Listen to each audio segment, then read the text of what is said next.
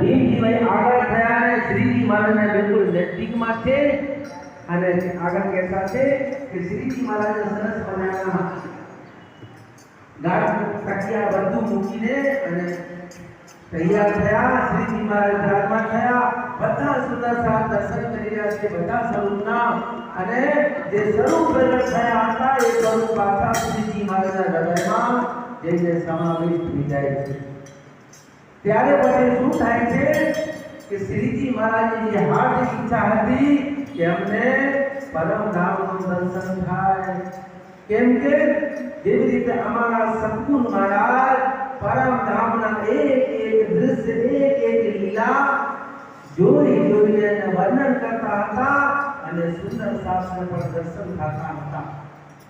એ જ ઈચ્છા અહીંયા શ્રી મહેરા ઠાકોરના હૃદયમાં હતી. ત્યારેથી નવલપુરી ધામથી પણ પૂર્ણ ન થઈ. પણ જ્યારે ગાદી ઉપર બિરાજમાન થયા ત્યારે એમના એટલા વર્ષોની જે જિજ્ઞાસા હતી, જે હાર્દિક ઈચ્છા હતી, એ હાર્દિક ઈચ્છા અહીંયા શ્રી પાંચ મહામંગલપુરી ધામમાં પૂર્ણ થાય છે. સુંદર સરસી શ્રીજી મહારાજ ગાદી પર બિરાજમાન થયા એટલે એમની જે દિવ્ય સ્વરૂપા છે, દિવ્ય આત્મા છે, દિવ્ય ચેતના છે એ ક્યાં જાય છે? સિદ્ધિ પરમ ધામ જાય છે. સુંદર સરસી અને પરમ ધામના એક એક દૃશ્ય 25 પક્ષમાં જે વિભાજિત આપણા પરમ ધામ છે એ પરમ ધામના કોણા કોણા જલ્દી જલ્દીમાં જલ્દી જગ્યાએ એમની સુરતા પહોંચી ગઈ. કેમ કે એ બધું મૂકીને આપણે આ સંસાર જોવા આવ્યા છે. ગુરુજી સંસાર એટલે ફરી એમની આત્મા પરમ ધામમાં પહોંચ્યા અને બધી રીતે બધું દર્શન કરીને અને ફરી જેમ કે આપણે સ્વપ્ન દેખી એવી રીતે સુંદરતા હતી ગાડી પર બિરાજમાન થયા એટલે તરત એમની દિવ્ય આ સ્વરૂપા ત્યાં પહોંચી અને પાછા આવી ગયા. અને જ્યારે બધા સુંદરતા બધા સ્વરૂપોના દર્શન કરી રહ્યા છે સુંદરતાથી ત્યારે બધા સુંદરતા ધામના ધણીના જે શ્રી રાસરામની જય અને જયકારા લગાડતા લગાડતા શ્રી પ્રાણનાથ પ્યારીની જય.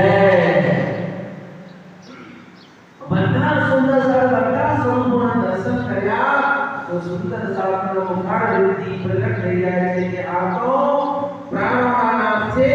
આ 14 લોક બ્રહ્માંડમાં જેટલા પણ પ્રાણી છે એ બધા પ્રાણીના હૃદયમાં કોઈ છે તો આ જ પ્રાણનામ છે. આવી રીતે શ્રીજી મહારાજનું ઉત્થાન કરતા છે અને શ્રીજી મહારાજનો જે મહેરા ઠાકોર નામ હતો એ મહેરા ઠાકોર નામ હવે ગયો.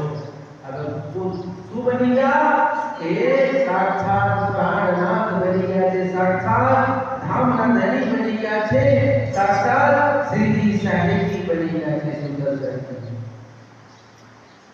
અને આવી રીતે બધા સુંદર સારા પ્રાણનાથ ત્યારે જયકારના સંબોધન કર્યા તે સમયમાં અત્યારે આપણે જોઈએ કે જે કોઈ પણ ભક્ત ભગવાન રામને માનતા હોય તો આપણે શું કહીએ?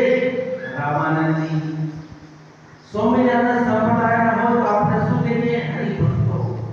વૈષ્ણવ સંપ્રદાયના હોય તો આપણે શું કહીએ? વૈષ્ણવ. એટલે દુનિયામાં જેટલા પણ સંપ્રદાયો છે, જેટલા પણ બધાની વાત કરું છું. પણ તે સમયમાં આપણે શું આપણે જે સુંદર સાહિત્ય આપણે કહેતા છીએ બીજાને તો તે સમયમાં